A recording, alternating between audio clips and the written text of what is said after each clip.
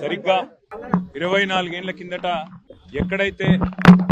గులాబీ జెండా మొట్టమొదటిసారి ఎగిరిందో అదే జలదృశ్యంలో ఈరోజు తిరిగి రజతోత్సవ సంబురానికి మేమందరం కలిసి ఇక్కడికి వచ్చి ఏ పెద్ద మనిషి అయితే ఆనాడు గులాబీ జెండాకు తెలంగాణ రాష్ట్ర సమితి అనే పార్టీకి ఏ అండా దొరకని నాడు, ఎవరు కూడా కనీసం ఆశ్రయం ఇయ్యని నాడు నేనున్నానంటూ ముందుకు వచ్చి తన ఇంటిని ఆ రోజు మా పార్టీ ఆఫీస్కు ఇచ్చి వెన్నుదట్టి గుండె ధైర్యాన్నిచ్చి ముందుకు నడిపిన స్వర్గీయ ఆచార్య కొండా లక్ష్మణ్ బాపూజీ గారి జలదృశ్యంలో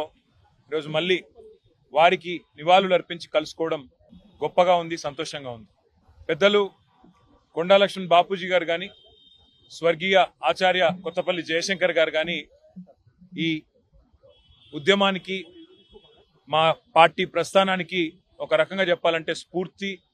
మూల స్తంభాలు వారు. టీఆర్ఎస్ పార్టీ ఆనాడైనా ఈనాడైనా ఉద్యమ పార్టీగా రాష్ట్రాన్ని సాధించి అధికార పార్టీగా ఉజ్వల తెలంగాణను ఆవిష్కరించి ఇవాళ ప్రతిపక్ష పార్టీగా ప్రజల పక్షాన గట్టిగా నిలబడి పోరాడుతున్నది అంటే ఆనాడు ఇట్లాంటి పెద్దలు అందించిన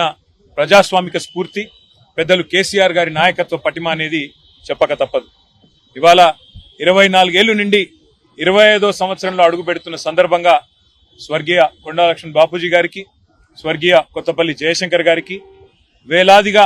తెలంగాణ రాష్ట్ర సాధన కోసం ప్రాణాలు అర్పించిన తెలంగాణ అమరవీరులందరికీ వినయపూర్వకంగా చేతులు జోడించి వారికి వినమ్రంగా పాదాభివందనం చేస్తూ భవిష్యత్తులో కూడా వారి స్ఫూర్తితో మరింత ఉధృతంగా ప్రజల పక్షాన పోరాడే శక్తిని కల్పించాలని, 25 ఏళ్ల నుండి